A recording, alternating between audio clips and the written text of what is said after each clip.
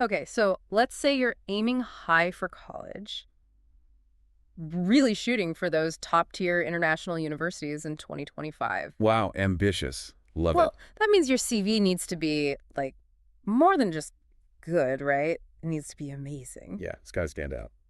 For sure. So that's what we're going to deep dive into today. We've got advice from experts, real-life success stories, and even, Wait, really? yeah, even some SEO tips. SEO for a CV. Yep, because even your CV can benefit from online strategies these days. Oh, wild, right. That's interesting. It's funny how we usually think about a CV like a checklist. Did I list all my degrees? Check. Did I mention that summer job? Oh, yeah, totally. Just ticking boxes.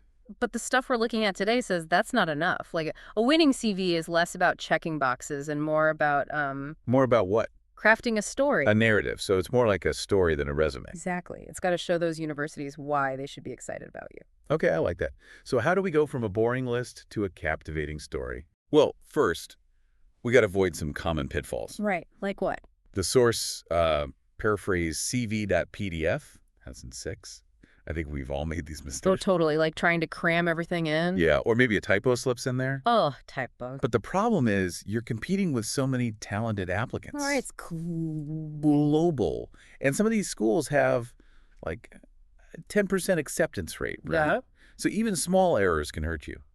Okay, that's intimidating. So we need to avoid the pitfalls and tell a story. Yep. But where do we even start? Let's start with the basics. Yeah. Your CV needs contact info, a personal statement, education, work experience, and all that. Right. The usual stuff.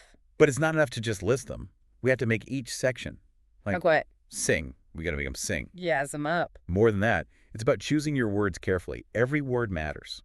Okay, so every word has to work hard. Got it. For example, the personal statement. That's your first impression. Yeah. You had to grab their attention right away. Yeah, that's important. And the source, paraphrased cv.pdf, suggests that you can do that in just a few sentences. A few sentences, really? Yep, it's not a novel. You just have to get your passions and goals across and why you're a good fit for that specific program. So it's about being concise, but powerful. Right. And each section does something different for your overall story. For example, when you're listing your achievements, you should try to quantify them. Quantify. What do you mean? Instead of saying improve traffic flow, you'd say improve traffic flow by 30%. Ah, okay. So it's not just what you did, it's about the results. Exactly. Universities want people who can solve problems and make a difference. They want to see impact. I get it. Yeah. And that brings us to tailoring. Ah, yes. Tailoring. Super important. The source says it's crucial. Like tailored applications have a 25% higher interview rate. Yes. Because a generic CV is like a form letter. Nobody likes those. Admissions committees can spot them a mile away. They want to see that you understand their program. So we need to tailor the CV for each university. And even each program. Wow, okay. So how do we make sure it's tailored properly? The source gives some great examples. They talk about Vidya, a biotech student who got into Heidelberg University. She really showed off her research experience. So she highlighted the right things. Exactly. And then there's Tarun, an engineer who got into Stanford. He focused on his AI projects. You made his skills really clear. Cool. And then there's Abhilash, a commerce student who got into the University of Toronto. He tailored his CV specifically for business schools. So he knew his audience. Okay, so it's not just listing your experiences, it's about highlighting the right ones and making sure they match what the program is looking for. Yes. And here's where it gets interesting. The source talks about SEO for your CV. Hold on, SEO, like for websites. Yeah. Search engine optimization for your CV. I never thought of that. Why would a CV need SEO? Because a lot of universities use these systems called applicant tracking systems, or ATS. They scan your CV for keywords and stuff. Huh, interesting. Yeah, and they look for specific formatting, even a good title. So it's like you're optimizing your CV for computers and humans. Whoa, so my CV needs to be digitally savvy too. Pretty much. If it's not formatted well or doesn't have the right keywords, it might not even get to the admissions committee. Okay, this is blowing my mind. I never thought about SEO for a CV. And there's more. The source says to get feedback on your CV. Oh, right, from other people. Yeah, like mentors, friends, even professionals in your field. Because they can see things we miss. Exactly. They can help you sound better and highlight your strengths. So it's really a team effort to make a killer CV. Okay, we've talked about storytelling, making each section stand out, tailoring, SEO, and getting feedback. It's a lot, right? It is, but I'm starting to get it. All these pieces fit together. And we're just getting started. The source goes even deeper. Let's unpack it all bit by bit. All right, so we know a winning CV is like a story, not just facts and figures. Right. It's about showing who you are and what you can do. Exactly. So let's break down each part of the CV, starting with, the simple stuff. Like what? Contact information. Oh, okay. I guess that is important. It is. The source, paraphrased cv.pdf, says you need a professional email address. So, like, no funny nicknames or anything? Right. Keep it simple and easy to read, maybe something related to your field. Okay, so first impressions matter, even for email addresses. Absolutely. And if you have a good LinkedIn profile, include that too. So we're building our online presence already. Exactly. Now, let's move on to the personal statement. This is where your story really starts. Okay, the personal statement, that's got to be good. It does. It's a short summary of your background, your goals, and why you want to study abroad. It's like your elevator pitch. Yeah, kind of. And remember, keep it concise. The source says a few sentences is enough. A few sentences, wow. Yep, just enough to capture their attention and make them want to know more. So, quality over quantity again. I see a pattern here. Definitely. Now, for your academic qualifications, list them in reverse chronological order. Oh, so newest to oldest. Makes sense. Right. And for work experience, focus on the relevant stuff, even if it wasn't paid. Okay, so internships and volunteer work can go there too? Exactly. And highlight your accomplishments. Yeah. This is where quantifying things helps. Right. Like, instead of saying manage social media, you'd say increased engagement by 25%. Perfect. That shows impact. And don't forget your skills and certifications, like language proficiency. Right. Show them what you've got. What about extracurriculars? Do those matter? They do. Show them you're well-rounded. Clubs, organizations, volunteer work, anything that matches the program's values. So they see you're not just about studying, you're involved. Exactly. Hmm. Now remember those success stories. Vidya, Tarun, and Abhilash. Yeah, they all got into great universities, right? Yes. And they all tailored their CVs. They showed they understood the program. Precisely. Hmm. A generic CV just won't cut it. You have Yeah. to show them you're genuinely interested in their program. So how do we actually tailor the CV? First, do your research. Look at the program's website, brochures, everything. Really understand what they're all about. Yep, like a detective. Figure out what they value and what they're looking for. And then highlight the experiences that match. Exactly. Connect the dots for them. And don't forget those keywords. If you're applying for an AI program, use AI-related keywords. Right, for the APS and for the people reading it. Exactly. Now, the source also gives tips for different types of programs. For research-heavy programs, focus on your academic achievements and research projects. Show them you can contribute to their research. Right. And for more professionally oriented programs, highlight your work experience, internships, and skills. So they see you're ready for the job market. Okay, so we've talked about content, but what about how the CV looks? Good point. Presentation matters. The source says to keep it clean and professional. So easy to read font, good spacing, bullet points. Yep. And keep it concise. Ideally no more than 2 pages. Right. Don't overload them with information. And make sure it's ATS friendly. Use standard headings and avoid fancy graphics. So the system can read it properly. Got it. Now let's talk about some common mistakes. We've already mentioned using a generic CV, but spelling and grammar errors are also a big no-no. Ugh, yes, typos can kill a CV. I've been there. The source recommends proofreading like crazy. Get a friend to check it, use online tools, anything to catch those errors. Because one little mistake can make you look careless. Exactly. And another mistake is putting too much information. Right, quality over quantity. Yes. Focus on the best stuff and tailor it to each program. Okay, we've covered a lot. Contact info, personal statement, education, experience, skills, even design and formatting. Is there anything else? Ah, yes. The cover letter. Oh, right, the cover letter. I sometimes forget about that. It's important. Your CV gives the facts, but the cover letter is where you can really explain yourself. Talk about gaps in your experience or why you're passionate about this program. It adds a personal touch. Exactly.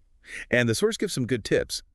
Address it to a specific person if you can, not just to whom it may concern. Shows you've done your research. Right. And structure it like your CV. Highlight the same experiences and skills and connect them to the program. So it's like telling the same story, but in a different way. Exactly. And don't forget to proofread. Even a tiny typo can hurt. So the cover letter is like the icing on the cake. It makes the whole application even better. I like that. Now, the source also talks about getting advice from people who know this stuff. Like who? Alumni from the program, education experts, people who've been through this process. So people who can give us the inside scoop. Exactly. And get feedback from different people, mentors, friends, even professional CV So writers. you get different perspectives. That makes sense. Right. It's a team effort. The source even has a case study about a student named Aditi. She was struggling to make her CV good, so she worked with a CV writer. And it helped. A lot. She got into her dream school in Germany. Wow, that's awesome. So even if you have great qualifications, presentation matters. It does. And remember those SEO tips. The source says that using the right keywords can really help your CV get noticed. Because those systems are scanning for specific words, right? Yep. It's a whole new world of CV writing these days. Okay, so we've got content, tailoring, presentation, the cover letter, feedback, and SEO. Yep. Anything else? The source has a 7-step editing process. 7 steps. Wow, that's detailed. It is. It starts with formatting, making sure everything looks good. Right, making it visually appealing. Then accuracy, checking all the dates and details. Yeah. And then clarity, using bullet points and writing concisely. So it's easy to read and understand. Yep. And then you verify your achievements, make sure they're all true and backed up by evidence if needed. Then you check the flow of the CV, making sure it tells a good story. So it's not just random information, it's all connected. Right. Then you get feedback, of course. Yeah. And finally, a final proofread to catch any last errors. So 7 steps to perfection. Got it. Exactly. Now, here are some stats that show why a good CV is so important. Okay, hit me with the numbers. UNESCO says that global student mobility has increased by 12% since 2024. Wow, so more and more students are studying abroad. That means more competition. Exactly. And remember, some of these top universities have acceptance rates below 10%. So your CV really has to stand out. It does. It's your first impression. And it's a chance to show them why you deserve a spot in their program. Yes. And research shows that CVs with good keywords are 40% more likely to get through those ATS systems. So keywords are crucial for both humans and computers. Okay, this is all making sense. What about those real-world examples, the students from Karnataka? Oh, yeah. Those are inspiring. First, there's Vidya from Mysuru. She wanted to study biotechnology in Germany. At Heidelberg University, right? Yep. She worked with LetzStudy to make her CV really strong. They helped her showcase her research experience and write a great personal statement. And she got in. She did. It shows how expert help can make a difference. Then there's Tarun from Bengaluru. He's an engineer who wanted to study in the U.S. He was having trouble getting accepted, right? Yeah, his CV wasn't showing his skills well. So LetzStudy helped him create a skills-based CV that highlighted his AI projects and coding experience. They even helped him quantify his achievements. Like that traffic optimization app he developed. Yes. And guess what? He got into Stanford. Amazing. See, tailoring your CV really works. It does. And finally, there's Ahilash from Mangaluru. He wanted to study business analytics in Canada. But his CV was too generic. Right, so LetzStudy helped him add specific details about his experience, like his finance club leadership and his internship at a startup. They helped him tailor it for business schools. Exactly. And he got into the University of Toronto. His story shows how important it is to highlight the right experiences. Wow, these stories are so motivating. I'm really starting to see how all this CV stuff comes together. It's not just about listing things, it's about telling your story in a way that resonates with the people reading it. And that brings us back to that idea of the CV as a gateway to possibilities. Yeah. What possibilities are you most excited about? And how will your CV help you get there? That really makes you think, huh, it's easy to get lost in all the details, the formatting, the keywords. Yeah, but we can't forget the big picture. Our CVs are about so much more than that. They're about the things we want to do, the impact we want to have, our dreams. It's about showing how our skills and experiences connect to those dreams and presenting them in a way that makes sense. You know, thinking about all this advice, it's like creating a CV is like getting ready for a big adventure. An adventure. I like that. You need the right gear, the skills, the knowledge, but you also need a good map to guide you. And the sources we've been looking at, they're like that map. They show us the way. And those students, Vidya, Tarun, Abhilash, they're like experienced travelers who've already been there. They show us it's possible. They're proof that it can be done. And they remind us that we don't have to do it alone. There are people who can help us, mentors, advisors, even services like LetzStudy. So if you're feeling overwhelmed, just remember, you can do this. Take it one step at a time and use all the resources you can find. And don't forget to celebrate your successes along the way. Every internship, every project, every good piece of feedback, it's all progress. Every step gets you closer to your goal. And remember, your CV isn't set in stone. You can keep learning and improving it. So experiment, ask for feedback, make changes. Don't be afraid to try things. And never lose sight of what excites you. What are you passionate about? Let those dreams guide you as you create a CV that shows the world what you're capable of. Well said. We've covered so much today, but I hope you're feeling more confident about your CV now. And remember, the journey is important too. Enjoy the process of learning and growing. To everyone listening, good luck with your CVs. We're rooting for you. Happy writing.